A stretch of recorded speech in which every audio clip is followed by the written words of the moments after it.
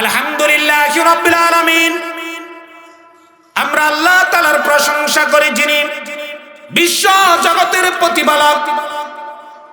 হামদুন শব্দের অর্থ হলো প্রশংসা করা। আলহামদুর মধ্যে যে আলিফ লাম রয়েছে, উলামায়ে কেরাম জানেন এই আলিফ লামটাকে আলিফ লামে ইস্তিগরাক বলা হয়। ইস্তিগরাক শব্দের অর্থ হলো গর্কন থেকে ডুবে যাওয়া। গর্কন মানে ডুবে যাওয়া। যে আলহামদুর শুরুতে আলিফ লাম দিয়ে রব্বে কায়নাত এই কথাই বুঝালেন যে সারা পৃথিবীর সমস্ত প্রশংসা এই আলিফ লাম দ্বারা আমি বুঝাইলাম। সমস্ত প্রশংসার মালিক একমাত্র কে ভাই? আল্লাহ। আল্লাহ সুবহানাহু ওয়া তাআলা যখন কোরআনুল কারীম অবতীর্ণ করলেন, আমরা সকলেই জানি যে আল্লাহ সর্বপ্রথম রাসূলের উপর যে সূরা অবতীর্ণ করেছেন, যে আয়াতি কারিমা অবতীর্ণ করেছেন, এবং বিভিন্ন সময় বিভিন্ন সূরার কয়েকটি আয়াতে কারিমা আল্লাহ অবতীর্ণ করেছেন। কিন্তু এই 30 পারা কোরআনের 114টি সূরার মধ্যে এই সূরা ফাতিহা নামক সূরাটি আল্লাহ তাআলা সর্বপ্রথম পূর্ণাঙ্গ সূরা হিসেবে অবতীর্ণ করেছেন। যখন এই সূরাটি অবতীর্ণ করলেন, তখন সূরার শুরু থেকে নিয়ে শেষ পর্যন্ত একসাথে আল্লাহ তাআলা কি করেছেন? অবতীর্ণ করেছেন। এই সূরাটিকে আমরা সূরা ফাতিহা নামে চিনি। অথচ বুখারী শরীফের রিওয়ায়াত বর্ণনা অনুযায়ী এই সূরাটির আরো 8টি নাম রয়েছে। অন্য কিতাবের মধ্যে, তাফসীরের কিতাবের মধ্যে আরো একাধিক নাম পাওয়া যায়, কিন্তু বুখারী শরীফের বর্ণনা অনুযায়ী এই সূরার আরো 8টি নাম রয়েছে। যেমন সূরাতুল ফাতিহা, এই সূরার আরেকটি নাম হচ্ছে উম্মুল কিতাব, আরেকটি নাম হচ্ছে উম্মুল কোরআন। সূরা আল হামদ, সাবউল মাসানি, আল কাফিয়া, আর রুকিয়া, আস-সালাত। এই 8টি নাম বুখারী শরীফের হাদিসের মধ্যে উল্লেখ রয়েছে। এই 8টি নাম যে রাসূল বর্ণনা করেছেন, প্রত্যেকটা নামের কারণ আছে। যে সূরা ফাতিহাকে ফাতিহাতুল কিতাব কেন বলা হয়? যেটা এমন একটি সূরা, কোরআনুল কারীমের প্রথম পৃষ্ঠা উন্মোচন করলে, খুললে, উল্টালেই দেখা যায় সর্বপ্রথম সূরা ফাতিহা। ফাতহুন শব্দের অর্থ হচ্ছে উন্মোচন করা, খোলা। আমরা কোরআন খোলার সাথে সাথেই কোন সূরা দেখতে পাই ভাই? সূরা ফাতিহা। দ্বিতীয় নাম্বার, এই সূরাটির নাম হচ্ছে উম্মুল কিতাব, উম্মুল কোরআন। উম্মুল কিতাব, উম্মুন শব্দের অর্থ হচ্ছে মা, কিতাব শব্দের অর্থ হচ্ছে কিতাবের মা, আর উম্মুল কোরআন শব্দের অর্থ হচ্ছে কোরআনের সার নির্যাস। এই সূরাটিকে উম্মুল কিতাব এবং উম্মুল কোরআন বলার কারণ আল্লামা ইমাম কুরতুবী রাহমাতুল্লাহ আলাইহি তার তাফসীরের কিতাব কুরতুবীর মধ্যে কারণটা উল্লেখ করেছেন। কি কারণ? যে সূরা ফাতিহা কি উম্মুল কোরআন কেন বলা হয়? কোরআনের সারমর্ম, সার নির্যাস এই জন্য বলা হয় যে আল্লাহ সুবহানাহু ওয়া তাআলা তার নিজের পরিচয় দেওয়ার জন্য সারা পৃথিবীর সমস্ত উম্মতে মুসলিমার কাছে ছোট্ট একটি সূরা অবতীর্ণ করেছেন, সূরা ইখলাস। সূরা ইখলাসের মাধ্যমে আল্লাহ তার তাওহীদের পরিচয় দিয়েছেন, একাত্মবাদের পরিচয় দিয়েছেন। কিন্তু এজন্য সূরা ইখলাসকে সুলুসুল কোরআন বলা হয়, কোরআনের 3 ভাগের 1 ভাগ। আর সূরা ইখলাসের মধ্যে রব্বে কায়নাতের তাওহীদের পরিচয়, আর সূরা ফাতিহার মধ্যে তাওহীদের পরিচয়ের সাথে আহকামের পরিচয় রয়েছে, আহকামের পরিচয়ের সাথে নসিহতের পরিচয় রয়েছে। তাওহীদ, আহকাম, নসিহত এই 3টা বিষয় একত্রে পাওয়া যাওয়ার কারণে এই সূরাতুল ফাতিহাটাকে উম্মুল কিতাব, উম্মুল কোরআন বলে নামকরণ করা হয়েছে।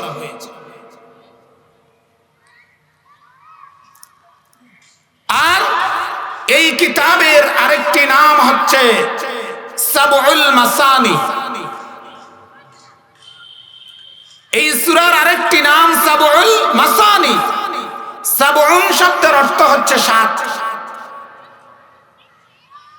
এই ফাতিহা সূরার আয়াতগুলোকে যেহেতু বারবার পাঠ করা হয়, এজন্য এই সূরার নামকরণ করা হয়েছে সাবউল মাসানি, বারবার পাঠকৃত আয়াত।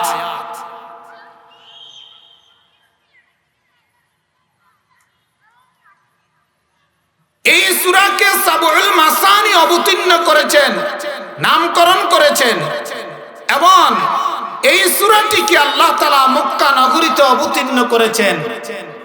এজন্য আল্লাহ তাআলা সূরা জুমারের ৭৮ নম্বর আয়াতের মধ্যে উল্লেখ করেছেন। ৮৮ নম্বর আয়াতের মধ্যে রব বলেন, ওয়ালাকাদ আতাইনাকা সাবআম মিনাল মাসানি,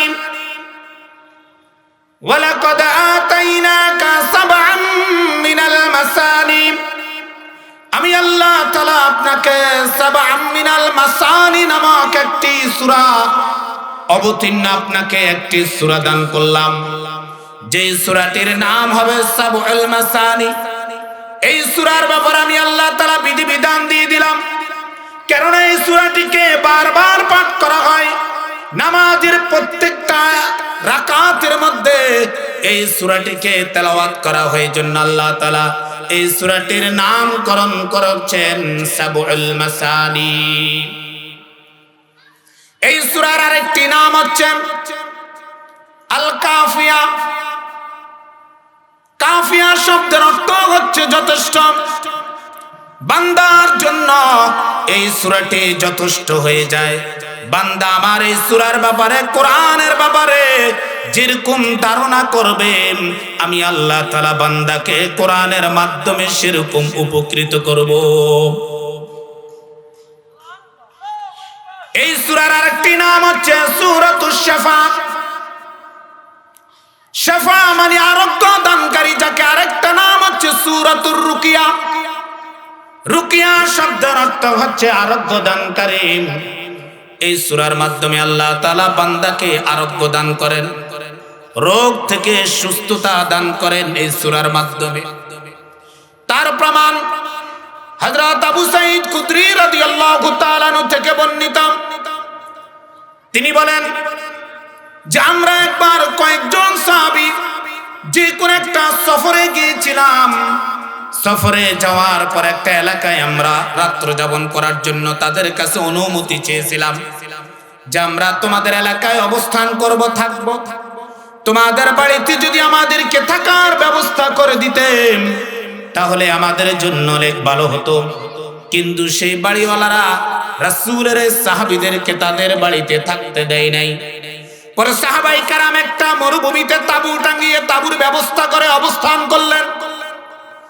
রাত্রির গভীর রাত্রে সেই এলাকার ওই বাড়ির একজন লোক রাসূলের সাহাবীদের কাছে এসে বললেন, ও মুসাফির সম্প্রদায়, তোমাদের মাঝে এরকম কেউ কে আছে যে আমাদের অত্র এলাকার যিনি নেতা ছিলেন তাকে সাপে দংশন করেছে, সাপে কামড় দিয়েছে, তার চিকিৎসা করার মতন তোমাদের মাঝে কিরকম কেউ আছে? একজন সাহাবী দাঁড়িয়ে বললেন, হ্যাঁ, আমি তার চিকিৎসা চিকিৎসা করতে পারবো। বলে তাহলে আমার সাথে আসো। রাসূলের সেই সাহাবী তার বাড়িতে গিয়ে সূরা ফাতিহা তেলাওয়াত করে পানির মধ্যে ফু দিলেন, ঝাড়ফুঁক দিলেন। লোকটাকে ঝাড়ফুঁক আর পানির মাধ্যমে যখন চিকিৎসা করলেন, আল্লাহ তাআলা এই সূরা ফাতিহার তেলাওয়াতের উসিলা করে ওই লোকটাকে পরিপূর্ণ সুস্থতার জীবন দিয়ে দিলেন। তারপরে সে এলাকার বাসী রাসূলের এই সাহাবীদেরকে 30টা বকরি দান করলেন। চিকিৎসা পাওয়ার পরে সাহাবায়ে কেরাম সেই বকরিগুলো নিয়ে আল্লাহ পাকের নবীর দরবারে আসলেন। এসে বললেন, ইয়া রাসূলুল্লাহ, ইয়া হাবিবাল্লাহ, আমরা তো আপনার অনুমতি ছাড়াই এই সূরা ফাতিহা দিয়ে এই চিকিৎসাটা করেছিলাম। আল্লাহ তাআলা সূরা ফাতিহার উসিলা করে অমুক বান্দাকে সুস্থ করে দিয়েছেন এবং তারা আমাদেরকে 30টা বকরিও দান করলেন। এই বকরিগুলো আমাদের জন্য গ্রহণ করা নেওয়া জায়েজ হবে কিনা? আল্লাহ পাকের নবী বললেন, হ্যাঁ হ্যাঁ, তোমাদের জন্য অবশ্যই বকরি গ্রহণ করা জায়েজ হবে এবং সেখান থেকে তোমরা আমাকেও কিছু হাদিয়া উপটোকন হিসাবে দিতে পারো। তাহলে এই জন্য এই সূরা ফাতিহার আরেকটা নাম রয়েছে সূরাতুর রুকিয়া, সূরাতুশ শিফা, আরোগ্য দানকারী। অত্যন্ত দামি সূরা। আর এই সূরার 8 নম্বর নাম হচ্ছে সূরাতুস সালাত। সূরা ফাতিহাকে সূরাতুস সালাত বলা হয়েছে কেন? হযরত আবু হুরায়রা থেকে বর্ণিত, রাসূল বললেন, আবু হুরায়রা থেকে বর্ণিত, আবু হুরায়রা বললেন, সামি'তু রাসূলুল্লাহি সাল্লাল্লাহু আলাইহি ওয়াসাল্লাম, আমি আল্লাহ পাকের নবীকে বলতে শুনলাম। কি বললেন? নবী বললেন, ক্বালাল্লাহু তাআলা কসামতুস সালাতা বাইনি ওয়া বাইনা আবদি নিসফাইনি ওয়া লি আবদি মা সাআল। যে কসামতুস সালাতা, আল্লাহ তাআলা বলতেছেন হাদিসে কুদসি যে কসমতুস সালাতা আই ফাতিহাতা, যে সূরা ফাতিহাটাকে আমি আল্লাহ তাআলা 2 ভাগে বিভক্ত করলাম। কয় ভাগ ভাই? সূরা ফাতিহাকে আল্লাহ তাআলা কয় ভাগে ভাগ করলেন? 2 ভাগ। বাইনি ওয়া বাইনা আবদি, আমার এবং বান্দার মাঝে নিসফাইনে 2 ভাগ করলাম।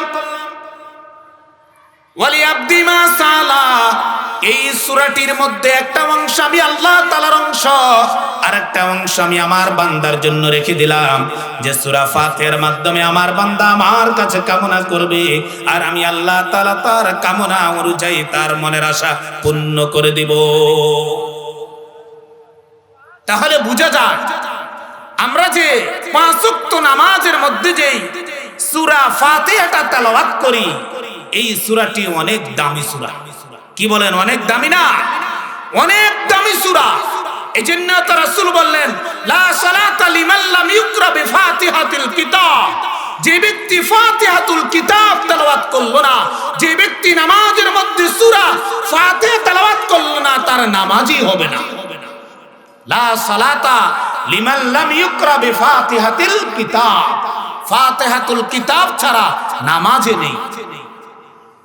তাহলে এই সূরাটা ভালো করে শিকার, সহি শুদ্ধ করে জানার দরকার আছে না নাই? বলেন ভাই, আছে না নাই? আছে। অনেক দামি সূরা। এই সূরার প্রথম আয়াত হলো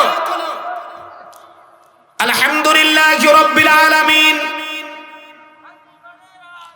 আলহামদুলিল্লাহি রাব্বিল আলামিন। আমরা যখন বান্দা যখন নামাজের মধ্যে দাঁড়িয়ে বলে আলহামদুলিল্লাহি রাব্বিল আলামিন, সমস্ত প্রশংসা আল্লাহ তাআলার জন্য, যিনি বিশ্ব জগতের প্রতিপালক। আলহামদু শব্দ আল্লাহ তাআলা বললেন, আল্লাহ তাআলা আহমাদা, আহমাদুলিল্লাহ বলতে পারতেন। আলহামদু এটা মাসদার। আলহামদু মানে যাবতীয় সমস্ত প্রশংসা। এই পৃথিবীর সূচনা লগ্ন থেকে নিয়ে কিয়ামত পর্যন্ত পৃথিবীর মানব জাতি যত প্রশংসা করবে, সমস্ত প্রশংসার মালিক কে ভাই? একটা আওয়াজ দিয়ে বলেন কে? সারা পৃথিবীর সমস্ত প্রশংসার মালিক একমাত্র আল্লাহ। এই আলহামদু শব্দের তাফসীর রাইসুল মুফাসসিরিন হযরত আব্দুল্লাহ ইবনে আব্বাস রাদিয়াল্লাহু তাআলা আনহু করেছেন, আশ-শুকরু লিল্লাহ, রব্বে কায়নাতের জন্য শুকর কৃতজ্ঞতা আদায় করি। আল্লামা ইবনুল জারির আত-তাবারি রাহমাতুল্লাহ আলাইহি তিনিও তাফসীর করেছেন আশ-শুকরু লিল্লাহ, যে আল্লাহ তাআলার কৃতজ্ঞতা আদায় করি। কিন্তু মানুষ শুকরিয়া আদায় করে কোনো বিনিময় পাওয়ার পরে। কি বলেন? আমরা কারো থেকে কিছু কোনো বিনিময় পাওয়ার পরে তার শুকরিয়া আদায় করি যে আল্লাহ তাআলা তোমাকে উত্তম বিনিময় দান করো, তুমি আমাকে সহযোগিতা করেছো, তুমি আমাকে বুদ্ধি দিয়ে সহযোগিতা করেছো, অর্থ দিয়ে সহযোগিতা করেছো। কোন বিনিময়ের মোকাবেলায় মানুষ শুকরিয়া আদায় করে, কিন্তু আল্লাহ তাআলা এখানে সারা পৃথিবীর মানব জাতির কোন বিনিময় আল্লাহ তাআলা প্রশংসা পাওয়ার উপযুক্ত নয়। এই জন্য আল্লাহ তাআলা ব্যবহার করলেন আলহামদুলিল্লাহ, সারা পৃথিবীর সমস্ত প্রশংসা একমাত্র কার জন্য? আল্লাহর জন্য। বিনিময় ছাড়া আমি আর আপনি প্রশংসা করি আর না করি, সারা পৃথিবী। ফজরের সময় নিজের বাসা থেকে বের হয়ে গেলেন,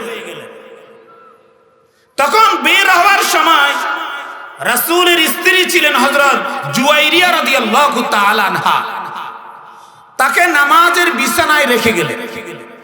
নামাজের জায়নামাজে নামাজ পড়তেছেন। আল্লাহ পাকের নবী নামাজ পড়ার জন্য মসজিদে নববীতে গেলেন। নামাজ শেষ করার পরে দীর্ঘ সময় পরে রাসূল নিজের বাসায় আসলেন। আসার পরে দেখলেন তার স্ত্রী হযরত জুয়াইরিয়া এখনো জায়নামাজের মধ্যে কি বসা।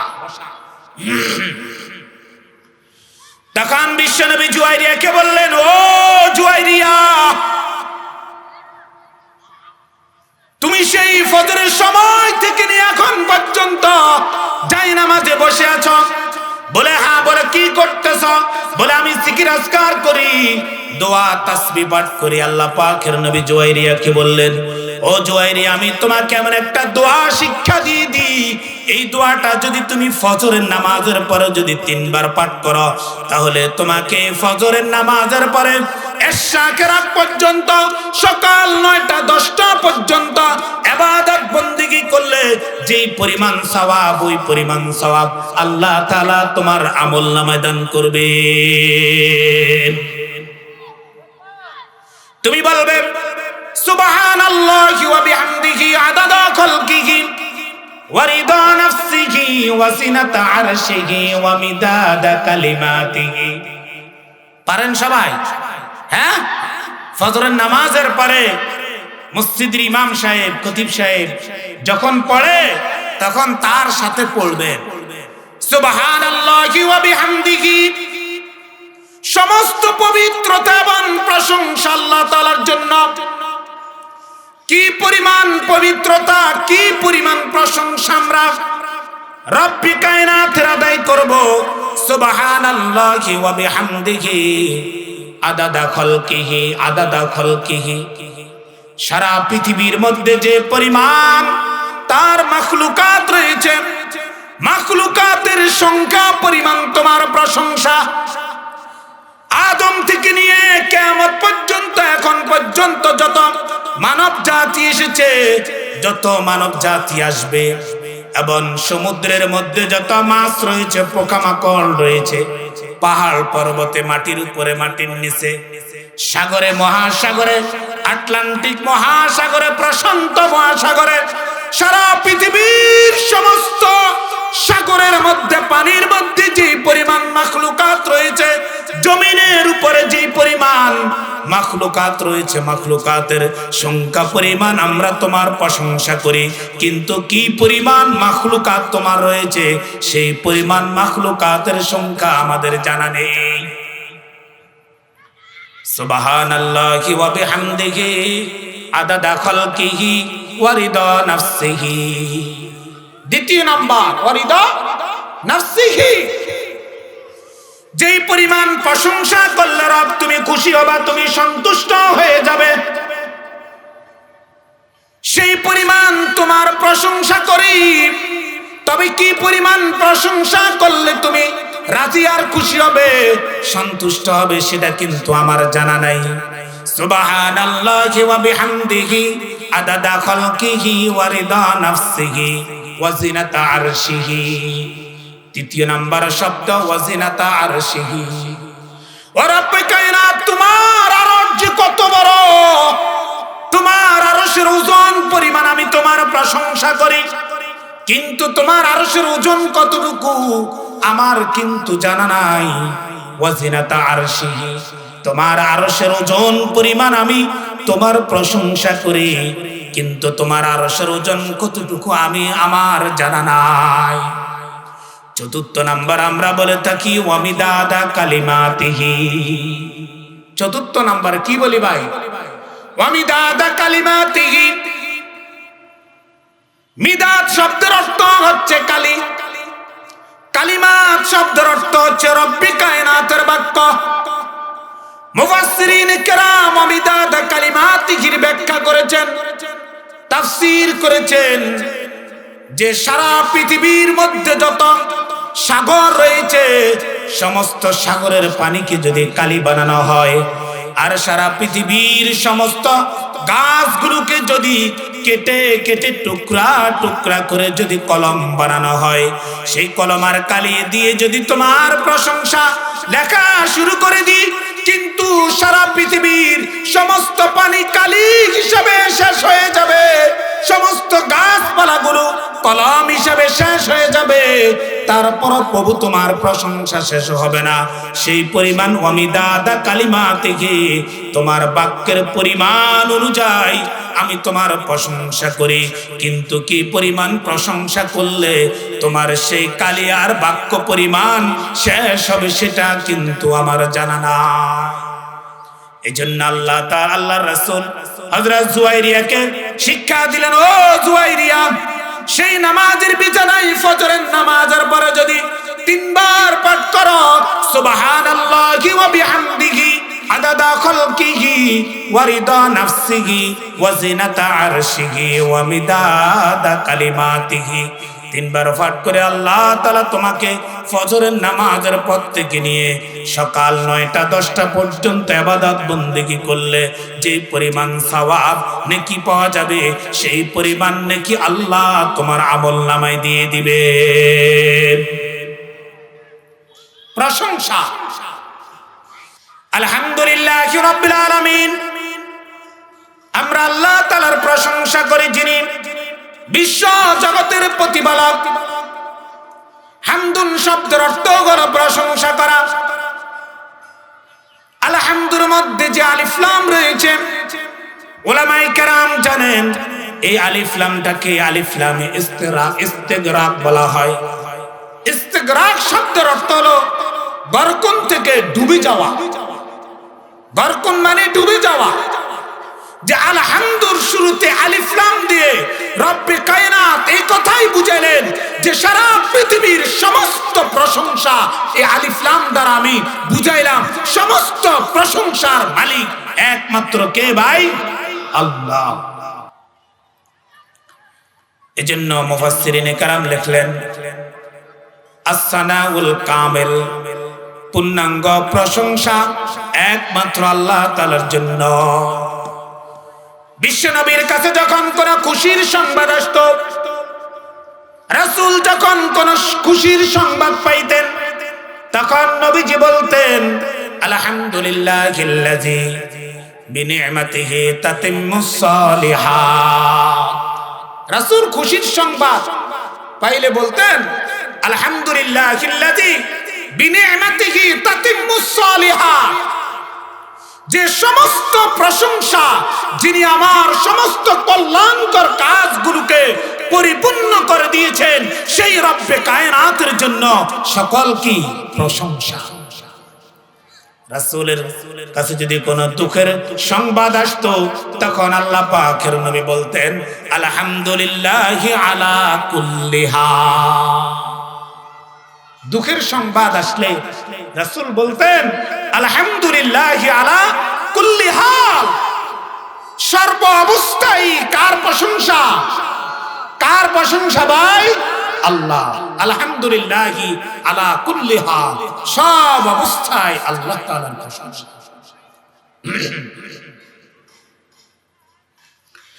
আলহামদুলিল্লাহি আলা কুল্লি হাল। এবার আমরা কখন প্রশংসা করব রব্বে কায়নাতের? যখন আমাদের কোন একটা ভালো কাজ অর্জিত হবে তখন আমরা আল্লাহ তাআলার প্রশংসা করব। যখন আল্লাহ তাআলা আমাদেরকে কোন বিপদ থেকে উদ্ধার করবেন তখন আমরা কার প্রশংসা করব? আল্লাহ তাআলার। এজন্য সুখে দুঃখে সর্ব অবস্থায় আল্লাহ তাআলার প্রশংসা করার নির্দেশ দিয়েছেন আল্লাহ। আলহামদুলিল্লাহি রাব্বিল আলামিন। রব কাকে বলে? রব, রব শব্দের অর্থ হচ্ছে প্রতিপালক, যিনি লালন পালন করেন। এই জন্য রব্বিল আলামিন শব্দ ব্যবহার করা হয়েছে বহুবচন। আলামের বহুবচন হচ্ছে আলামিন। আল্লাহ তাআলা সারা পৃথিবীর সমস্ত জগৎগুলোর যিনি প্রতিপালক তাকেই রব বলা হয়, রব্বিল আলামিন। সারা পৃথিবীর প্রতিপালককে আল্লাহ। সারা পৃথিবীর মধ্যে যত মাখলুকাত রয়েছে, মানব জাতির প্রতিপালক, জিন জাতির প্রতিপালক, পশু পাখি হাইওয়ান জানোয়ারের প্রতিপালক, সারা পৃথিবীর সমস্ত মাখলুকাতকে যিনি লালন পালন করেন, যিনি হায়াত দান করেন, যিনি মৃত্যু দান করেন, যিনি বিপদ দান করেন, যিনি সুখ শান্তি দান করেন, যিনি ব্যবসা বাণিজ্য ভালো দান করেন, যিনি ব্যবসা বাণিজ্য ক্ষতি দান করেন, যিনি বিপদ দেন, মানুষের বিপদে আপদে বালা মুসিবতে পেরেশানির মধ্যে সর্বাবস্থায় যিনি লালন পালন করেন তিনি হচ্ছেন রব্বিল আলামিন। এজন্য রব বলেছেন আলহামদুলিল্লাহি রাব্বিল আলামিন, যে সমস্ত প্রশংসা হচ্ছে তার জন্য যিনি সারা বিশ্বের প্রতিপালক। আর তিনি তো প্রশংসা পাওয়ার উপযুক্ত হবে। কি বলেন? তিনি ছাড়া আর কে সমস্ত প্রশংসা পাওয়ার উপযুক্ত হবে? আর কেউ না, আর কেউ না। তিনি যিনি রব্বিল আলামিন, জগতের প্রতিপালক। তাফসীরের কুরতুবীর মধ্যে আল্লামা ইমাম কুরতুবী রাহমাতুল্লাহ আলাইহি লিখেছেন আলামের বহুবচন হচ্ছে আলামিন। সেখানে আল্লামা ওয়াহাব ইবনুল মুনাব্বা লিখেছেন যে সারা পৃথিবীর মধ্যে জগতের মধ্যে আল্লাহ তাআলার 18,000 মাখলুকাত রয়েছে, 18,000 মাখলুকাত রয়েছে। আর আরেকজন মুফাসসির লিখেছেন 40 হযরত আবু সাঈদ খুদরি রাদিয়াল্লাহু তাআলা আনহু বললেন সারা পৃথিবীর মধ্যে রব্বে কায়নাতের 40,000 মাখলুকাত রয়েছে। আর আল্লামা ইবনে কাসির রাহমাতুল্লাহ আলাইহি লিখেছেন অগণিত মাখলুকাত রয়েছে। আর অন্যান্য মুফাসসিরিন কেরাম লিখেছেন যে কি পরিমাণ মাখলুকাত সারা পৃথিবীর মধ্যে রয়েছে, সারা পৃথিবীর কোন মাখলুক তা গণনা করে হিসাব করে বের করা সম্ভব নয়। এটাকে বলা হয়েছে রব্বিল আলামিন। সূরা ফাতিহার 2 নম্বর আয়াত কি বলেন? আর রহমানির রহিম। আমরা তো এতক্ষণ পর্যন্ত প্রথম আয়াতের আলোচনা শুনলাম। 2 নম্বর আয়াত কি ভাই? আর রহমানির রহিম, যিনি অত্যন্ত মেহেরবান দয়ালু, যিনি রহমান, যিনি রহিম। এই দুইটা গুণ আল্লাহ তাআলা সূরা ফাতিহার মধ্যে উল্লেখ করলেন। এটা আল্লাহ তাআলার গুণবাচক নাম। আল্লাহ তাআলার সত্যগত নাম হচ্ছে আল্লাহ। আর গুণবাচক নাম হচ্ছে কয়টি? 99টি। রাসূলের হাদিসের মধ্যে আছে ইন্না লিল্লাহি 99 ইসমান মান আহসাহা দাখালাল জান্নাহ। আল্লাহ তাআলার 99টি নাম রয়েছে। রাসূল বলেন আমার যে বান্দা 99টি নাম মুখস্থ করবে আর বিশ্বাস করবে আল্লাহ তাআলা তাকে 99টি নামের উসিলা করে জান্নাত দান করবেন। সেই 99টি নামের মধ্যে দুটি নাম হচ্ছে রহমান, আরেকটি নাম হচ্ছে কি রহিম। তো রহমান অর্থ দয়ালু, রহিম অর্থ দয়ালু করুণাময়। আল্লাহ তাআলা অত্যন্ত দয়ালু। আল্লাহর দয়ার কারণে, মায়ার কারণে তো পৃথিবীর মধ্যে, সারা বিশ্বের মধ্যে মানুষ যে পরিমাণ অপকর্ম করে, আল্লাহ যদি দয়াবান না হতেন, তাহলে যদি তিনি সাথে সাথে প্রতিশোধ গ্রহণ করতেন, বলেন তো দেখি পৃথিবীর মধ্যে মানুষ কি টিকে থাকতে পারত? না পারত। সারা পৃথিবীর মধ্যে যত বেঈমান, বেদিন, নাসারা বৌদ্ধ রয়েছে, তারা প্রতি মুহূর্তে রব্বে কায়নাতের সাথে শিরকমূলক কাজ করতেছে। আল্লাহ তাআলার নাফরমানি তারা 24 ঘন্টা করতেছে। রব্বে কায়নাত যদি রহমান না হতেন, পৃথিবীর মধ্যে কোন বেঈমান, বেদিন, কোন পাপাচার টিকে থাকতে পারত না। তিনি রহমান, এজন্য টিকে আছে। তিনি কেমন রহমান? তিনি যে বান্দার প্রতি দয়া করেন, বান্দার প্রতি রহমত অবতীর্ণ করেন, এই রহমতকে রাসূল 100 ভাগে বিভক্ত করেছেন। عن ابي هريره رضي الله تعالى عنه قال قال رسول الله صلى الله عليه وسلم جعل الله الرحمة 100 جزء جعل الله الرحمة 100 جزء।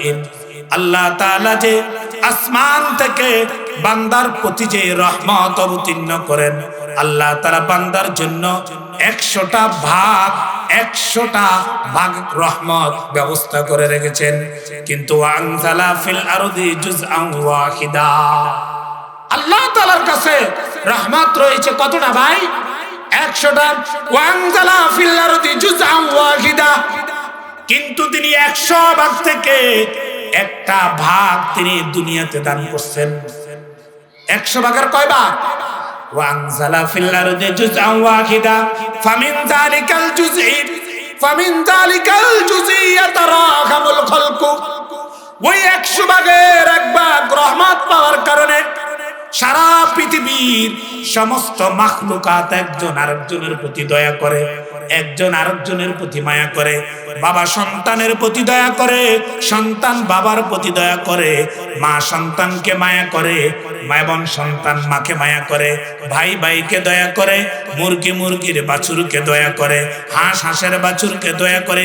সারা পৃথিবীর মধ্যে যত পশু পাখি আছে, সমস্ত পশু পাখি তাদের বাচ্চাকে দয়া করে। এই হাদিসের শেষ অংশের মধ্যে রয়েছে এমনকি গোরা তার বাচ্চার ফিট থেকে তার পায়ের খুঁটটাকে আলাদা করে রাখে, যাতে করে গোরার বাচ্চা ব্যথা না পায়। 100 ভাগের এক ভাগ রহমত বান্দার প্রতি আল্লাহ তাআলা দান করলেন। সেই 100 ভাগের এক ভাগ পেয়ে আমরা একে অন্যের প্রতি দয়া করে থাকি। আর 99টা রহমত আল্লাহ তাআলা তার নিজের কাছে স্পেশাল রেখে দিলেন, সেটা দুনিয়াতে দেন নাই। সেটা এমন একটা সময় আল্লাহ তাআলা আসবে, তখন আল্লাহ তাআলা দিবেন। ওই 99টা রহমত আল্লাহ তাআলা এই বান্দাদের জন্য রেখে দিলেন। সেটা আর একটা সময় আসবে, ওই সময় অনুযায়ী আল্লাহ তাআলা ওই বাকি 99টা রহমত বান্দাকে দিয়ে দিবেন। এবার রাসূল করিম সাল্লাল্লাহু আলাইহি ওয়াসাল্লাম আর রহমান তাফসীর করেছেন হাদিস দ্বারা, যে আল্লাহু ইয়ারহামু বিইবাদিহি মিনাল ওয়ালিদাতি বিওয়ালাদিহা, যে আল্লাহ তাআলা বান্দার প্রতি কি পরিমাণ দয়া, কি পরিমাণ মায়া। আল্লাহু ইয়ারহামু আল্লাহু ইয়ারহামু বিইবাদিহি, যে আল্লাহ তাআলা তার বান্দার প্রতি কি পরিমাণ দয়া আর কি পরিমাণ মায়া। বান্দাকে সন্তানের বাবা মা সন্তানকে যে পরিমাণ মায়া করার মহাব্বত করে, আল্লাহ তাআলা সন্তানের বাবা মায়ের চেয়েও বেশি মহাব্বত করেন বান্দাকে। আল্লাহ তাআলা তো রহমান, এই রহমানের গুণের কারণেই কিন্তু এই পরিমাণ মায়া আর মহাব্বত করেন বান্দাকে। তারপরে রাসূল বলেছেন, রহমানের ব্যাখ্যায় বলেন, ইন্নাল্লাহা কাতাবা কিতাবান, আল্লাহ তাআলা একটা লেখা লিখলেন। ইন্নাল্লাহা কাতাবা কিতাবান, আল্লাহ তাআলা একটা লেখা লিখলেন। ক্বাবলা আন ইয়াখলুকাল খালক, সারা পৃথিবীর সমস্ত সৃষ্টি জগৎ সৃষ্টি করার আগে আল্লাহ তাআলা একটা লেখা লিখলেন কি, যে ইন্না রাহমাতাল্লাহি সাবাকাত গযাবি, ইন্না রাহমাতি সাবাকাত গযাবি, যে আমার রহমত আমার ক্রোধের উপর প্রভাবিত হয়। মানে যে আল্লাহ তাআলার রহমত, আল্লাহর দয়া, আল্লাহর মায়া আল্লাহর রাগের চেয়ে অনেক কি বেশি। আল্লাহর রাগের চেয়ে আল্লাহর দয়া আর মায়া কি বেশি। এইজন্য আল্লাহ তাআলা কোরআনের মধ্যে বললেন, ইন্না রাহমাতাল্লাহি করিবুম মিনাল মুহসিনিন, নিশ্চয় আল্লাহ তাআলার রহমত, আল্লাহ তাআলার দয়া, আল্লাহ তাআলার মায়া করিবুম মিনাল মুহসিনিন, নেককারদের একেবারে নিকটে। নেককারদের নিকটে আল্লাহ তাআলার দয়া থাকে, আল্লাহ তাআলার মায়া থাকে, আল্লাহ তাআলার মেহেরবানি থাকে। এই তাফসীর গুলো করেছেন আর রহমান, যে রহমান তিনি রহমান। তারপরে আসেন রহিম, তিনি করুণাময়। রহিম আল্লাহ তাআলার এমন একটা গুণ, তিনি যে রহিম, তিনি রহিম, এত দয়াবান, এত করুণাময়।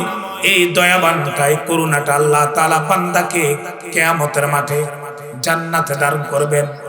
আল্লাহ তাআলা পৃথিবীর সমস্ত মানব জাতির জন্য রহমান, আর আল্লাহ তাআলা কিয়ামতের মাঠে মুমিন বান্দাদের জন্য হচ্ছেন রহিম। আর রহমানির রহিম, রহমান হচ্ছেন পৃথিবীবাসীর জন্য, আর রহিম হচ্ছেন কিয়ামতের মাঠে মুমিন বান্দাদের জন্য। মুমিন বান্দাদের সাথে তিনি রহিমের পরিচয় দিবেন। রহিমের পরিচয় দিতে গিয়ে আল্লাহ তাআলা বলবেন যে আনতে রহমতি, আনতে রহমতি, হে তুমি আমার রহমত। আল্লাহ জান্নাতকে বলবেন, জান্নাতকে আল্লাহ তাআলা বলবেন আনতে রহমতি, তুমি আমার রহমত। ওয়ানা আরহামু বিকে মান আশাউ মিন ইবাদি, আরহামু বিকে মান আশাউ মিন ইবাদি, তোমার মাধ্যমে আমি আমার যে কোনো বান্দাকে ইচ্ছা করব রহমত দিয়ে জান্নাতে প্রবেশ করে দিব। জান্নাতকে রব বলবেন আনতে রহমতি, তুমি আমার রহমত, মানে তুমি আমার জান্নাত, তুমি আমার রহমত। কিন্তু আরহামু বিকে মান আশাউ মিন ইবাদি, আমি আমার বান্দাদের মধ্য থেকে যাকে ইচ্ছা তোমার মাধ্যমে জান্নাত দিয়ে আমি তার প্রতি দয়া করব। এজন্য রহমান পৃথিবীবাসীর জন্য দয়াময়, আর রহিম এটা আল্লাহ তাআলা কিয়ামতের দিন জান্নাতি মুমিনদের জন্য রহমান নামক গুণ তিনি ব্যবহার করবেন।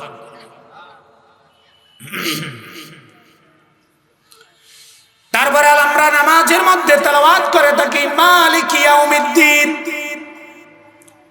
প্রথম আয়াত গেল আলহামদুলিল্লাহি রাব্বিল আলামিন, দ্বিতীয় আয়াত গেল আর রহমানির রহিম, তৃতীয় নম্বর আয়াত কি ভাই? মালিক ইয়াউমিদ্দিন। মালিক ইয়াউমিদ্দিন, যিনি কিয়ামত দিবসের কি মালিক। তো সূরা ফাতিহার মধ্যে রব বললেন মালিক ইয়াউমিদ্দিন, আর সূরা নাসের মধ্যে বললেন মালিকিন নাস। সূরা ফাতিহার মধ্যে মালিক ইয়াউমিদ্দিন, আর সূরা নাসের মধ্যে আমরা তেলাওয়াত করি মালিকিন নাস। কি বলেন, পার্থক্য আছে না? মালিকিন নাস মানে মানব কুলের মালিক, সারা পৃথিবীর সমস্ত মানবকুলের যিনি মালিক তাকে মালিকিন নাস বলা। আর মালিকি ইয়াউমিদ্দিন যিনি কিয়ামত দিবসের মালিক, যিনি কিয়ামত দিবসের মালিক হবেন তাকে মালিকি ইয়াউমিদ্দিন বলা। কিয়ামত দিবসের মালিক কেন?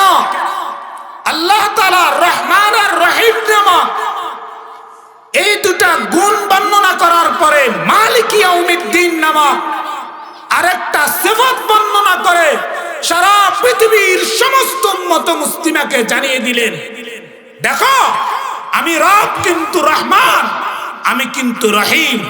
এই আমার রহমান আর রহিমের, রহমান আর রহিম এই করুণার অবস্থাটা তোমরা তখনই অনুভব করতে পারবে যখন তোমরা কিয়ামতের মাঠে উপস্থিত হবে।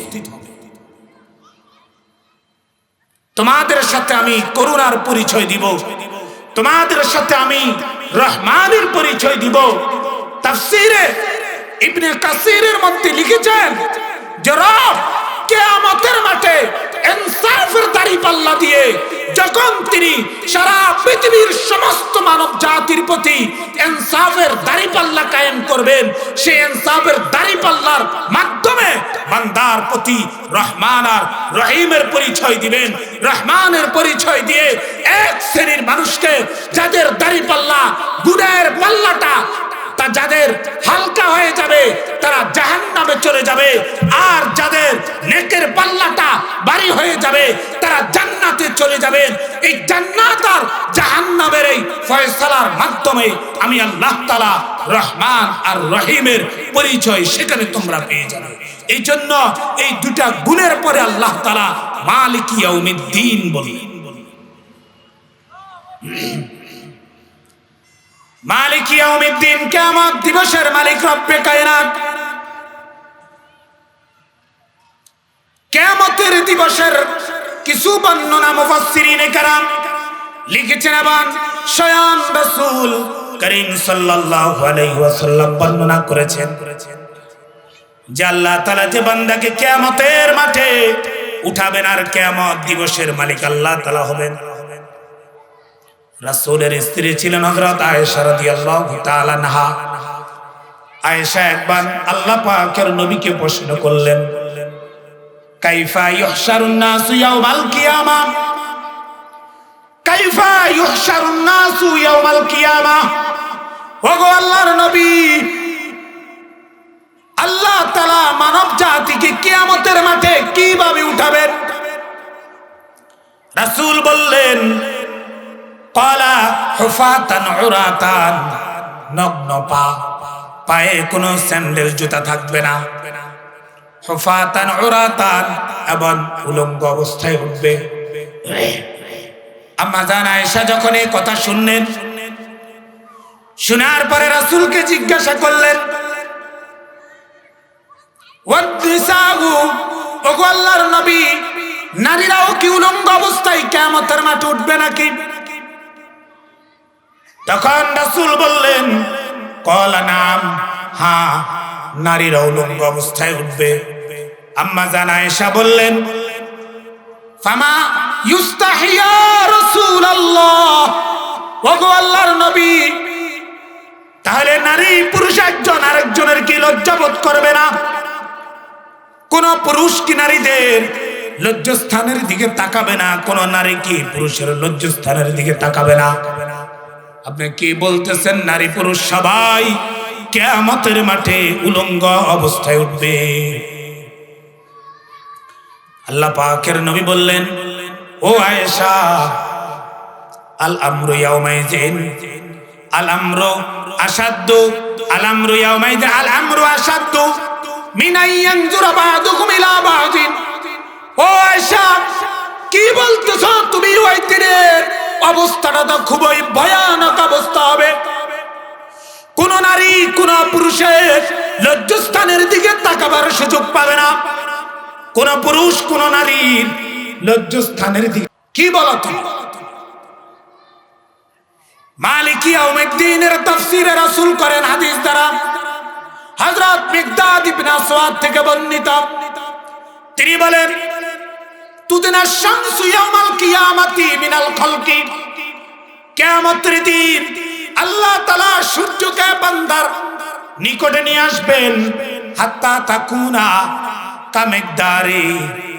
কামেকদারি মিলিন।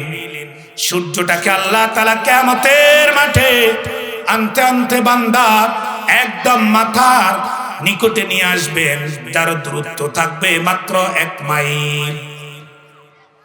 এখন সূর্য হাজার হাজার মাইল দূরে থেকে আলো দেয়, সে আলো আমরা সহ্য করতে পারি না। যখন এই সূর্যটা 1 মাইল দূর থেকে আলো দেওয়া শুরু করবে, তখন কিয়ামতের মাঠে মানুষ কিভাবে সহ্য করবে? ফাতাকুনুন নাসু আলা কদরি আমালিহিম ফিল ইরকি, ফাতাকুনুন নাসু আলা কদরি আমালিহিম ফিল ইরকি। তখন ওই সূর্যের তাপমাত্রার কারণে কিয়ামতের মাঠের মানুষগুলো তাদের ঘামের মধ্যে হাবুডুবু খাইতে থাকবে, তাদের ঘামের মধ্যে সাঁতার কাটতে থাকবে। ফামিনহুম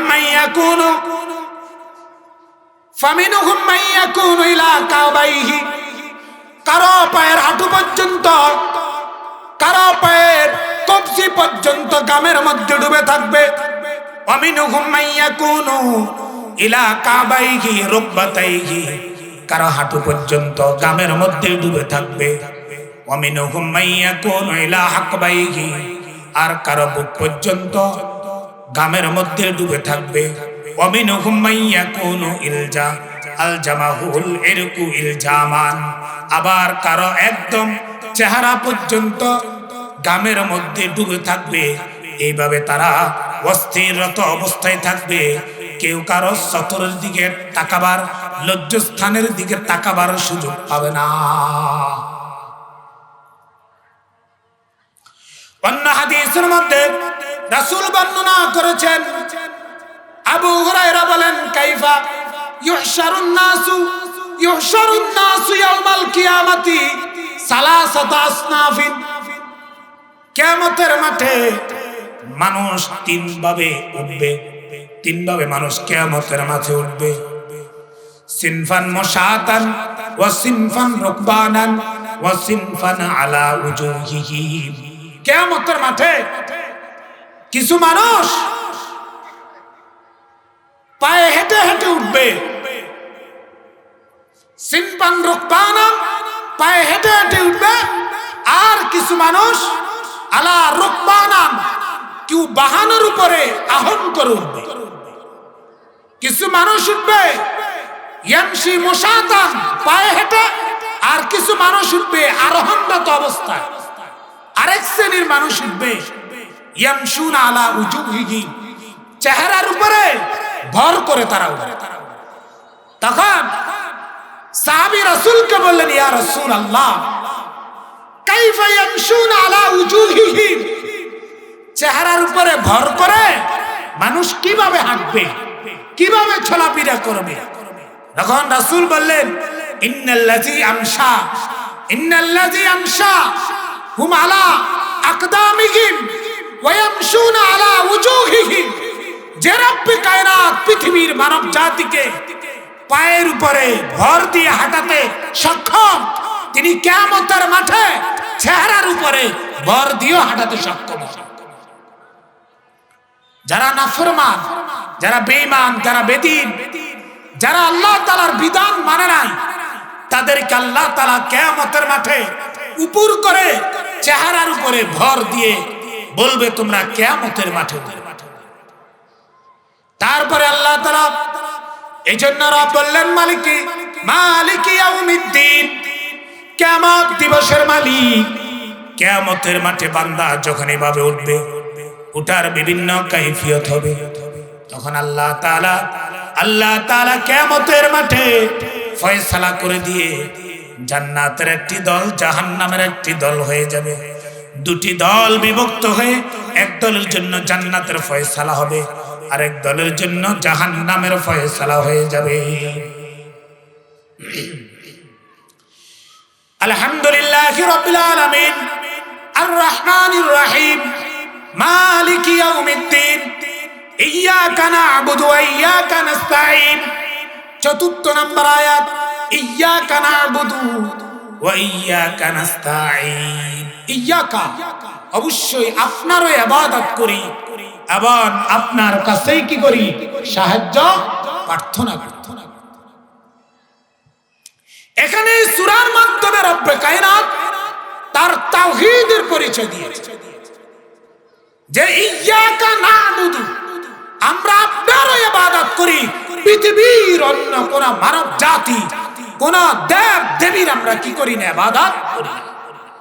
এখানে আল্লাহ তাআলা তার তাওহীদের পরিচয় দিয়েছে যে আপনারও ইবাদত করি এবং আপনার কাছেই কি করি, সাহায্য প্রার্থনা করি। ইয়্যাকা না'বুদু, ইবাদত কাকে বলে? ইবাদতের ব্যাখ্যা মুফাসসিরিন কেরাম লিখেছেন যে আল ইবাদাতু লুগাতান গায়াতুত তাজাল্লুলি ওয়াল খুদু'i।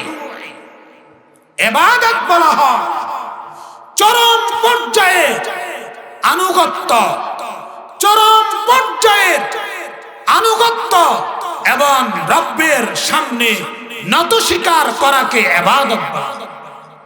গায়াতুত তাজাল্লুলি ওয়াল খুদু'i, একদম বিনয়ী হওয়া, আল্লাহর কাছে নত স্বীকার করাকে শরীয়তের ভাষায় ইবাদত বলা হয়।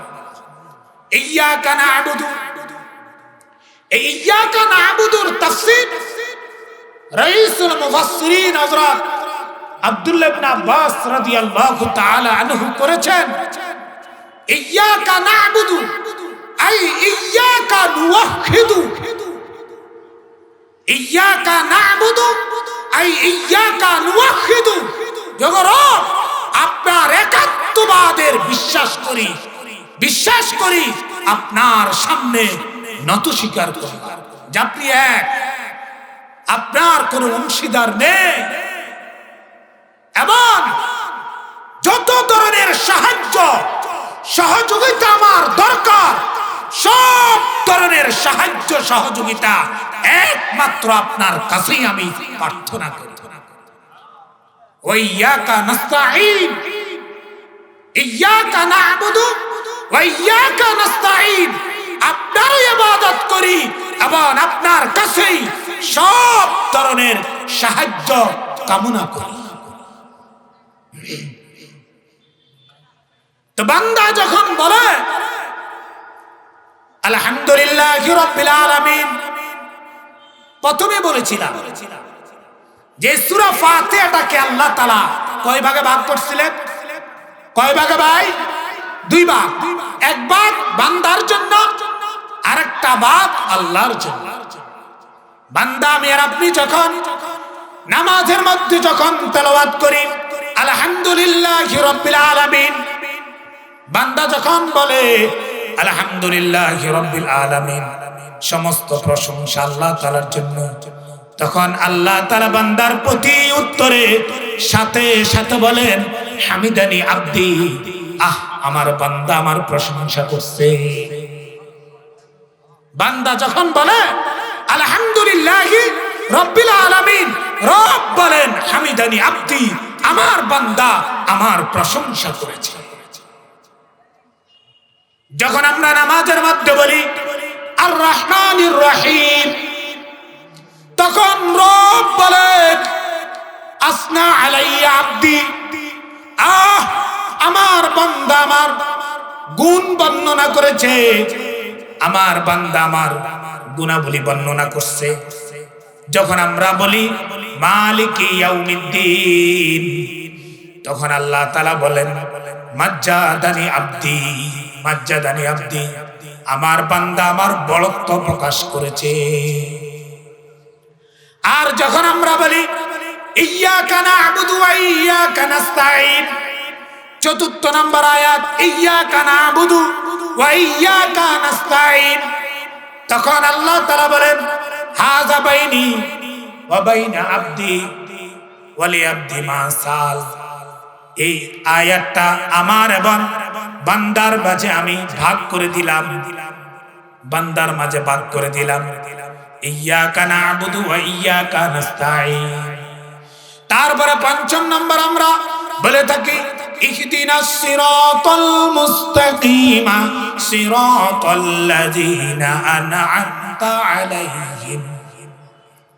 বান্দা ইয়্যাকা না'বুদু ওয়া ইয়্যাকা নাস্তাঈন বলার পরে যে আল্লাহ তোমার ইবাদত করি, তোমার কাছে সাহায্য প্রার্থনা করি। কি সাহায্য? ইহদিনাস সিরাতাল মুস্তাকিম, তুমি আমাকে সিরাতে মুস্তাকিম সঠিক রাস্তা দেখাও, সঠিক একটা রাস্তা, যেই রাস্তা কোনো ভেজাল নাই, যেই রাস্তা অর্জন করলে, যেই রাস্তা আমি আমার জীবন পরিচালনা করলে জান্নাতের অধিকারী হতে পারবো, এমন একটা রাস্তা আমি তোমার কাছে প্রার্থনা করতেছি।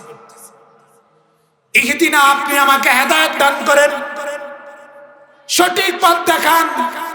সিরাতাল মুস্তাকিম, সিরাতাল মুস্তাকিম, আপনি আমাকে একটা সঠিক রাস্তা দেখান, সঠিক রাস্তা দেন। তারপরে সিরাতাল লাযীনা আন'আমতা আলাইহিম, এমন সঠিক রাস্তা আপনি আমাকে দিবেন, এমন একটা রাস্তার সন্ধান আপনি আমাকে দিবেন, যেই রাস্তায় আপনার বান্দারা চলার কারণে আপনি তাদের প্রতি দয়া করেছেন, মায়া করেছেন, আপনি রহম করেছেন। ওই সমস্ত রহম, ওই সমস্ত দয়া, ওই সমস্ত মায়াওয়ালা লোকদের একটা রাস্তা আপনি আমাকে দেখান। সিরাতাল লাযীনা আন'আমতা আলাইহিম, যাদের প্রতি আপনার দয়া, আপনার মায়া ছিল, ওই দয়া মায়াওয়ালা লোকদের রাস্তা আপনি দেখান। মুফাসসিরিন কেরাম লিখেন যে আল্লাহ তাআলা কাদের প্রতি দয়া করলেন আর মায়া করলেন। দয়া আর মায়াওয়ালা রাস্তা হচ্ছেন, এক নম্বরে আল্লাহ তাআলার নবীগণ, দ্বিতীয় নম্বরে হলো আল্লাহ তাআলার রাস্তায় শাহাদাত বরণকারী শহীদগণ, তৃতীয় নম্বর হলো আল্লাহ তাআলার নেককার বান্দাগণ, এবং চতুর্থ নম্বর হলো সিদ্দিকগণ, নবীগণ, শহীদগণ, সিদ্দিকগণ এবং নেককার বান্দাদের রাস্তা আপনি আমাকে দেখান। এই নেককার বান্দাদের মধ্যে একজন ছিলেন আল্লামা জুনায়েদ বাগদাদী রাহমাতুল্লাহ। আল্লামা জুনায়েদ বাগদাদী কেমন লোক ছিলেন? সারা বিশ্ব তাকে জুনায়েদ বাগদাদী নামে চিনে। এই জুনায়েদ বাগদাদীকে তার এক শাগরেদ জিজ্ঞেস করেছিল, ভাই জুনায়েদ বাগদাদী, তুমি কিভাবে এত বড় সৌভাগ্য অর্জন করলেন? তোমাকে জুনায়েদ বাগদাদী নামে বিশ্বের মানুষ চিনে, তার কারণটা কি? আল্লামা জুনায়েদ বাগদাদী বললেন, ও আমার শাগরেদ, আমাকে জুনায়েদ বাগদাদী মানুষ বলে। আমি জুনায়েদ বাগদাদী একদিন দুই দিনে হই নাই, আমি দীর্ঘ 30 বছর পর্যন্ত আমি আমার জীবনের মুহাসাবা করেছি, আমার জীবনের হিসাব নিকাশটা আমি নিয়েছি। 30 বছর পর্যন্ত প্রত্যেকটা দিন সকাল থেকে যখন আমি ঘুমের বিছানায় রাত্রে যাইতাম, ঘুমের বিছানায় বসে বসে আমি আমার জীবনের হিসাব করতাম যে আজকে সারাদিন আমি কতটুকু রব্বে কায়নাতের হুকুম পালন করলাম আর কতটুকু আল্লাহ তাআলার নাফরমানি করলাম। যদি আমার দ্বারা যদি রব্বে কায়নাতের যদি হুকুম লঙ্ঘন হয়ে থাকে, তখন আমি নিজে নিজে আমার কানটা না খেয়েছি যে আমার দ্বারা আল্লাহ তাআলার হুকুম লঙ্ঘন হয়েছে। আর যদি আমার দ্বারা যদি কোনো হুকুম লঙ্ঘন না হয়, আল্লাহ তাআলার ইবাদত বন্দেগীর মাধ্যমে যদি আমার দিনটা কেটে থাকে, তখন আমি আল্লাহ তাআলার শুকরিয়া আদায় করেছি। এইভাবে 30টা বছর যখন আমি এইভাবে নিজের জীবনের হিসাবটা গ্রহণ করতে করতে এক পর্যায়ে আল্লাহ তাআলা আমাকে নেককার বান্দা হিসাবে কবুল করলেন, যার কারণে তোমরা এখন সারা বিশ্বের মধ্যে আমাকে জুনায়েদ বাগদাদী নামে চিনো। সিরাতাল লাযীনা আন'আমতা আলাইহিম গায়রিল মাগদুবি আলাইহিম ওয়ালাদ-দাল্লিন। তাহলে এই যে গায়রিল মাগদুবি আলাইহিম ওয়ালাদ-দাল্লিন, আমরা আল্লাহ তাআলার কাছে বলেছিলাম যে আল্লাহ তোমার ইবাদত করি, তোমার কাছেই সাহায্য প্রার্থনা করি। সাহায্যের মধ্যে একটা সাহায্য হচ্ছে তুমি আমাদেরকে সিরাতে মুস্তাকিমের পথ দেখাও, যেই পথে চলার কারণে তুমি তোমার নবীদের প্রতি, শহীদদের প্রতি, সিদ্দিকীনদের প্রতি, নেককারদের প্রতি দয়া করেছ। তবে গায়রিল মাগদুবি আলাইহিম, যাদের প্রতি তোমার অভিশাপ, যাদের প্রতি তোমার বদদুয়া, যাদের প্রতি তোমার গজব, ওই সমস্ত লোকদের রাস্তা তুমি আমাকে কি করবা না, দেখাবা না। গায়রিল মাগদুবি আলাইহিম, যাদের প্রতি আপনার ক্রোধ, যাদের প্রতি আপনার গজব, তারা হচ্ছেন কে? মুফাসসিরিন কেরাম লিখেছেন তারা হচ্ছেন ইহুদি সম্প্রদায়। যে ইহুদিদের রাস্তা আপনি আমাকে দেখাবেন না। গায়রিল মাগদুবি আলাইহিম ওয়ালাদ-দাল্লিন, এবং যারা পথভ্রষ্ট গোমরাহ, তাদের রাস্তা আপনি আমাকে দেখাবেন না। আর দল্লিন দ্বারা উদ্দেশ্য হচ্ছে খ্রিস্টান সম্প্রদায়। মাগদুবি আলাইহিম দ্বারা উদ্দেশ্য ইহুদি সম্প্রদায়। আর দল্লিন মানে হচ্ছে খ্রিস্টান সম্প্রদায়, যারা আপনার সিরাতে মুস্তাকিম, জান্নাতের রাস্তা থেকে যারা পথভ্রষ্ট হয়ে গেল, দূরে সরে গেল, ওই সমস্ত লোকদের রাস্তা আপনি আমাকে দেখাবেন না। যাদের প্রতি আপনি মেহেরবানি করেছেন, দয়া করেছেন, সেই সমস্ত লোকদের রাস্তা আপনি আমাকে দেখান। তো বান্দা যখন বলে সিরাতাল্লাযীনা আন'আমতা আলাইহিম গায়রিল মাগদুবি আলাইহিম ওয়ালাদ-দাল্লিন, তখন আল্লাহ তাআলা বলেন হাযা লিআবদি, হাযা বাইনা আবদি ওয়া লিআবদি মা সালা। এই অংশটাও আমার এবং আমার বান্দার মাঝে আমি আল্লাহ তাআলা ভাগ করে দিলাম। এবং আমার বান্দা এই সূরার মাধ্যমে, শেষ আয়াতের মাধ্যমে, তার আগের আয়াতের মাধ্যমে, ষষ্ঠ এবং সপ্তম নম্বর আয়াতের মাধ্যমে আমার কাছে যা চাইবে আমি আল্লাহ তাআলা আমার বান্দাকে তা দান করব।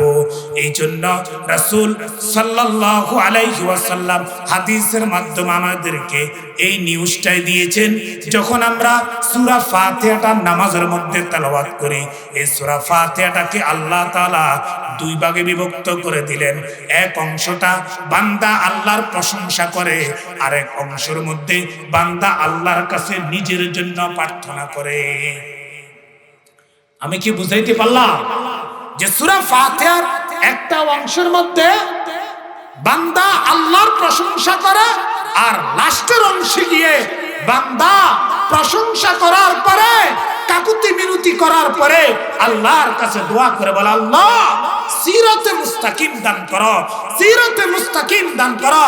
তো আমি আর আপনি যখন নামাজের মধ্যে এই সূরাটা আজকে থেকে এশার নামাজ থেকে তেলাওয়াত করব, আমরা অর্থের প্রতি অনুবাদের প্রতি খেয়াল করে করে যখন তেলাওয়াত করব, তখন আমাদের নামাজের মধ্যে একাগ্রতা আসবে।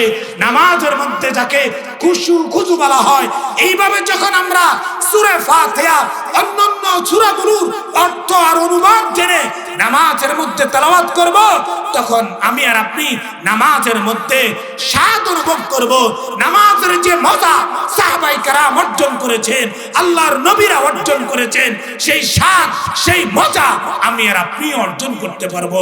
আল্লাহ তাআলা আমাদের সবাইকে এইভাবে কোরআন বুঝে সূরা ফাতিহা এবং অন্যান্য সূরাগুলোর তরজমা অনুবাদ বুঝে নামাজের মধ্যে একাগ্রতার সাথে, খুশুর সাথে, নম্রতার সাথে, ভদ্রতার সাথে তেলাওয়াত করে নামাজের মজা অনুভব করার তৌফিক দান করুক। ওয়া আখির দাওয়ানা আনিল হামদুলিল্লাহি রাব্বিল আলামিন।